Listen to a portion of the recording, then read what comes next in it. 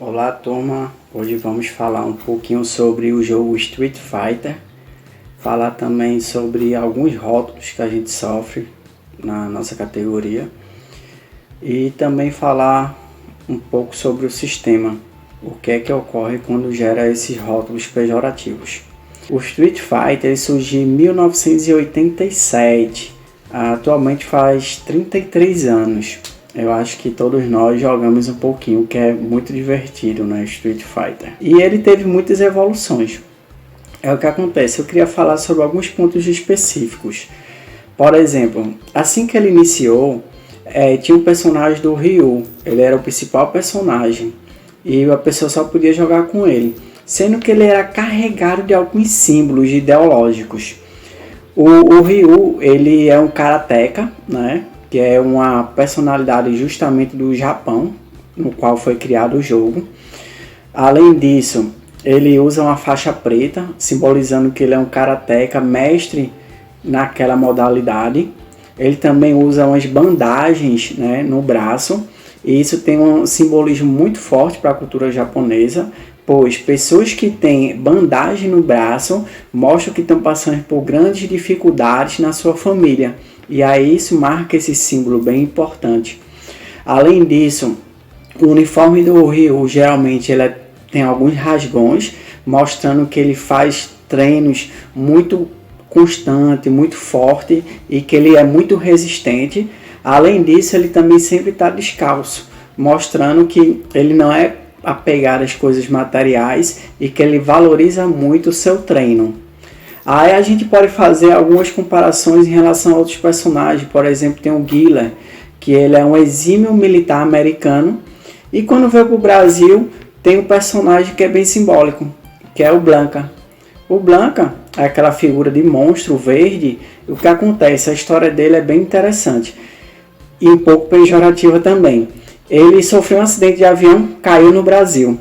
Aquela coloração verde dele se dá devido à clorofila e dessa forma ele se misturar aos selvagens, né? E assim poder sobreviver na selva.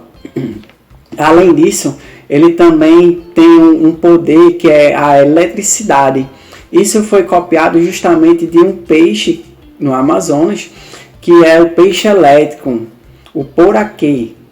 Né? Se eu não me engano é esse peixe aí. Depois eu vou botar uma figurinha aqui para vocês, mas eles podem gerar até 860 volts.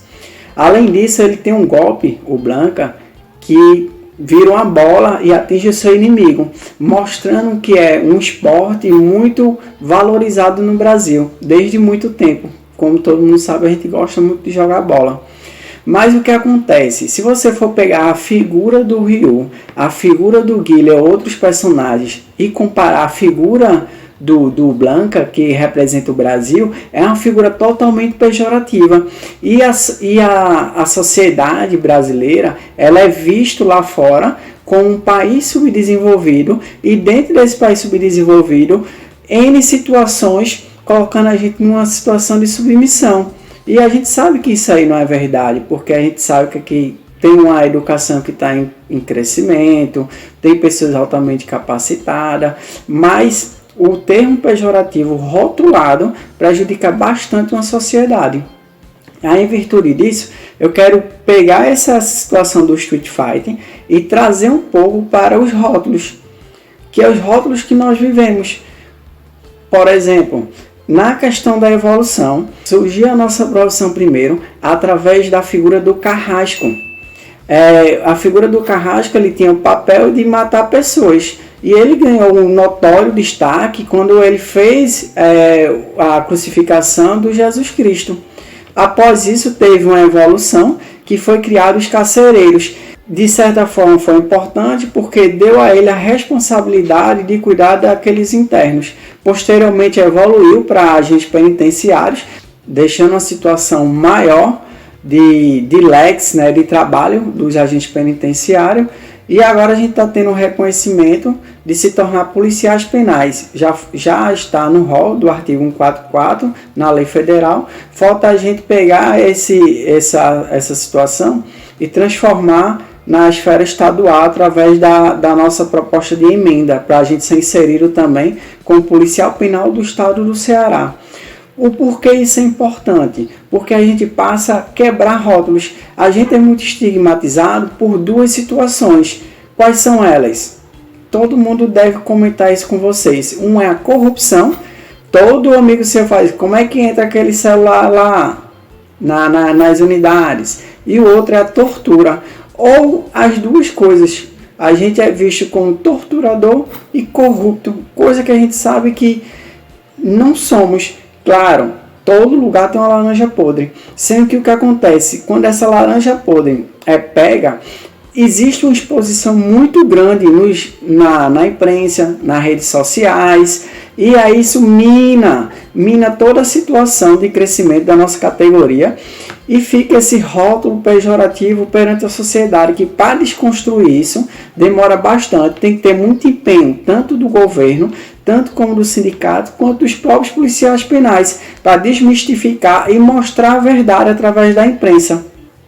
Se a gente for verificar, hoje a gente tem um trabalho de reconhecimento nacional como policiais penais. Você pode coadunar comigo que hoje existem cursos, né, que a própria secretaria realiza e que é também passado para policiais civis, policiais militares, delegados, autoridades de outros estados, juízes, promotores são convidados para participar dos cursos que são ministrados pelos policiais penais. Isso é bastante importante para a gente quebrar os rótulos pejorativos. Mas além disso, tem que existir alguns esforços de curto, médio e longo prazo.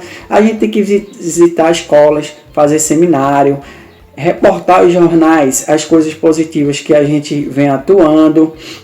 Além disso, acontece nos Estados Unidos quando uma criança ela quer fazer o seu aniversário temático, vamos supor, falar sobre xerifes, né, que nos Estados Unidos não são policiais penais, são reconhecidos como xerifes.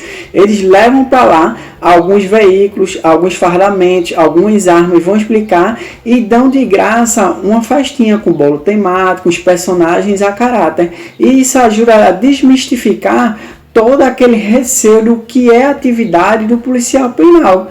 Então isso aí também é muito importante para a gente gerar naquela criança que a gente existe, que a gente é uma categoria honesta e que a gente simplesmente cumpre a lei das execuções penais. E essa criança um dia ela vai crescer, vai ter N situações de profissões e algumas delas vão ser políticos. E que vai ser de suma importância contar com essa criança que se desenvolveu e que agora está na Assembleia Legislativa para apoiar a nossa categoria.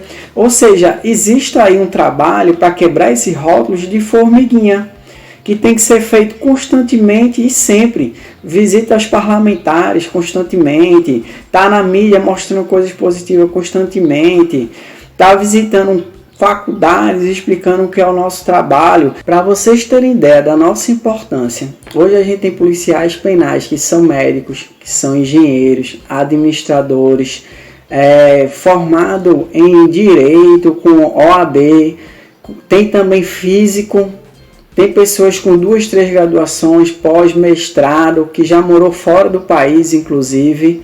Ou seja, somos pessoas altamente capacitadas, mostrando para a sociedade a nossa importância. E isso, para acontecer, é preciso da participação de você. Você que é policial penal, você tem que defender a sua categoria. Vocês têm que ser unidos e mostrar para a sociedade toda a importância que a gente tem para quebrar esses rótulos negativos. Porque só quebrando rótulos negativos é que a gente vai conseguir fazer uma luta de classe justa para ser realmente valorizado. Que até então a gente não é valorizado. A gente sequer é reconhecido pela sociedade como um trabalho essencial e fundamental. Então essa é a mensagem que eu queria passar para vocês e até a próxima.